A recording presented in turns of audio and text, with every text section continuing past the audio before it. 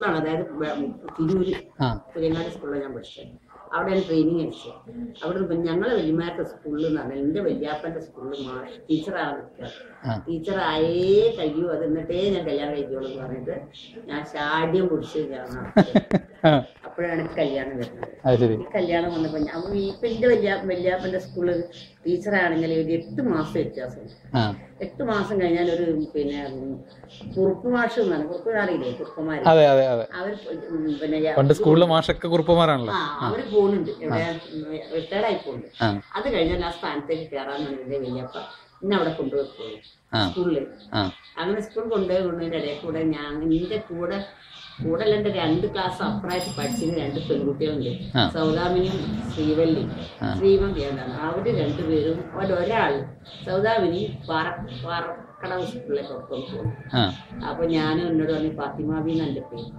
ഫാത്തിമാബി നമ്മൾ ഒരു ഫോട്ടോ എനിക്ക് നമ്മളിത് വന്ന 2-3 മാസേ ഞാനും ഈ വീട്ടില് ഞങ്ങൾ അവിടെ പഠിച്ചപ്പോ ട്രെയിനിങ് സ്കൂളിൽ അവിടെയാണ് ഒരു ട്രെയിൻ വെച്ച് എന്റെ കൂടെ ഇല്ലാന്ന് മാത്രം.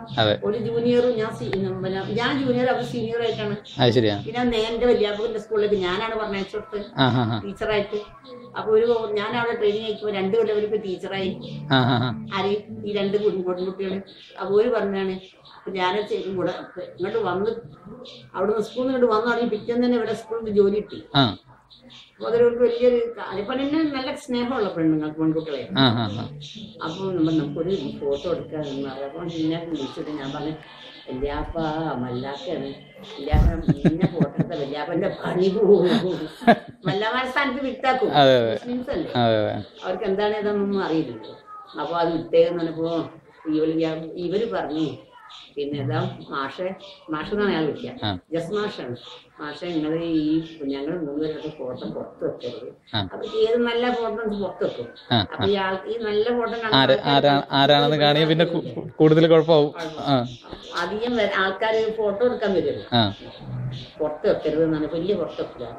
അങ്ങനെ ഈ മനുഷ്യന് പെണ്ണന്വേഷിച്ചെടുക്കാൻ ആരാണ്? അബ്ദുറഹ്മാൻ സാഹിബ് ഇല്ലേ, പിന്നെ അബ്ദുള്ള സാഹിബ്, MD ഹസൻ, അങ്ങനെയൊക്കെ അവരിങ്ങനെ നടക്കുക. പല സ്ഥലത്തും നടക്കേണ്ടി വരും.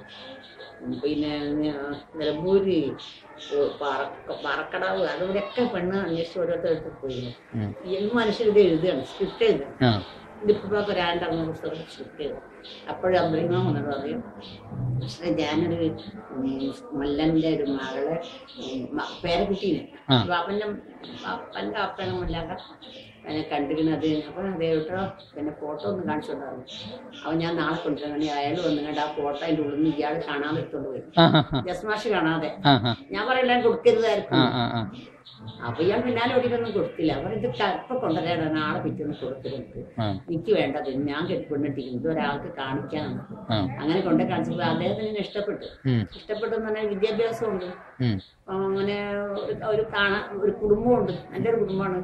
പെരിയട്ട ഒരു മല്ലമാര കുടുംബമല്ലേ. മാത്രമല്ല ഈ ഫോട്ടോ എടുക്കാൻ കൂടി അനുവദിച്ചു എന്നുള്ളത് വേറൊരു കാര്യം. അങ്ങനെയാണ് കല്യാണം.